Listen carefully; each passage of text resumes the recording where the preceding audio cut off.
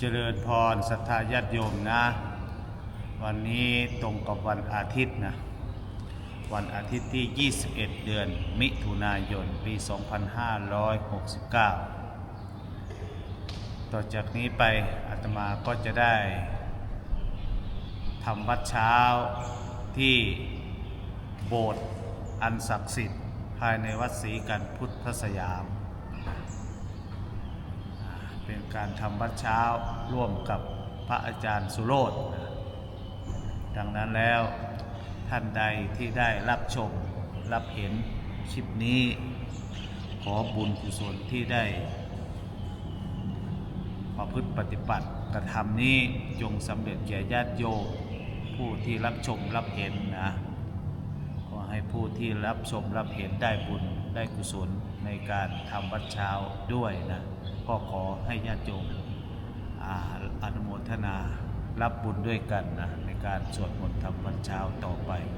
นะก็เจริญพร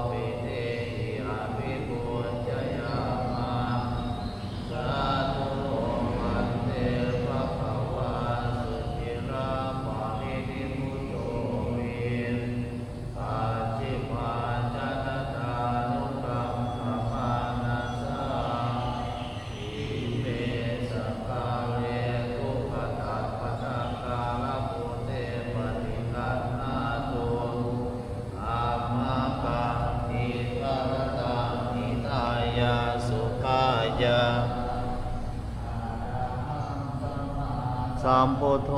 ภควาพุทธังภควันตังอภิวาเทมิ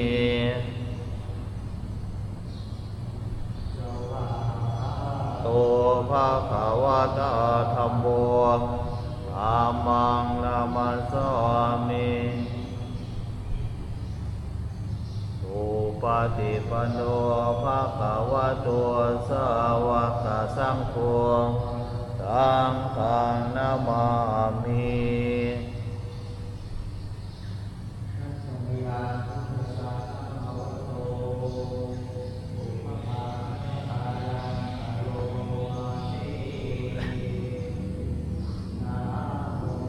ตัสสะภะคะวะโตอะระหะโตสัมมา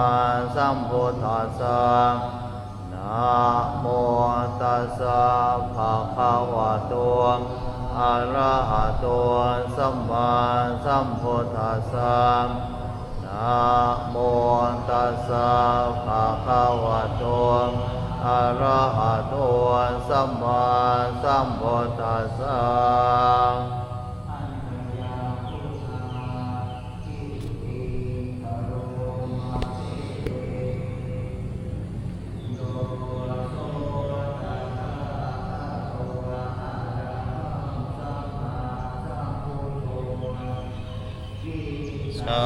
จารณะสัมปันโนสุขโตโลกวิทูอานุตตโรปุริสธรรมสารติสัทธาเทวมนุษย์สานังพุทโธภควาโย โยอิมังโลกังสเทวกังสมาลกังสัพพะมะกังสัสสะมณพามานิปัสสังสเทมัสสัสสิการตวะภะคะสิตากัลยาณังมัสเสกัลยาณังปาริโยสานกัลยาณังสัทธังสัพยัญจนังเกวะละปาริปุณังปาริสุทธังปัมมจาริยังปะกาเสสิธรรมหังภะคะวันตังอภิปุจยามิธรรมหังภะคะวันตังศิรสานามามิ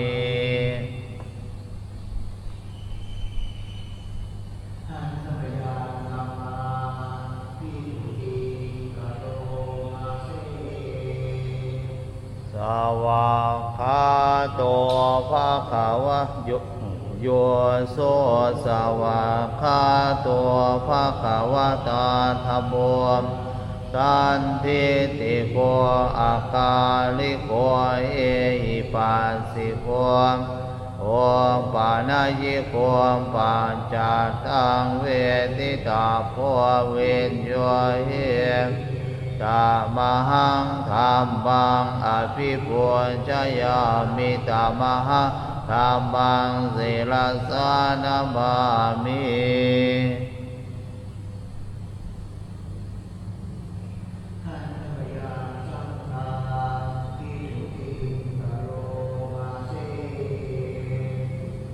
โยโสสุปฏิปันโนภะคะวะโตสาวกสังโฆโอจุปฏิปันโนภะคะวะโตสาวกสังโฆยายาปฏิปันโนภะคะวะโตสาวกสังโฆสัมมิจิปฏิปันโนภะคะวะโตสาวกสังโฆยะทิทังจัตตาริปุริสายุคานิอัตถาปุริสบุคคลังเอสะภะคะวะโตสาวกสังโฆอาหุเนยโยปาหุเนยโยทักขิเนยโยอัญจลิการณิโยอนุตตรังปุญญเกตังโลกัสสะธัมมังสังฆังสิชยามิธัมมังสังฆังศิรสานามา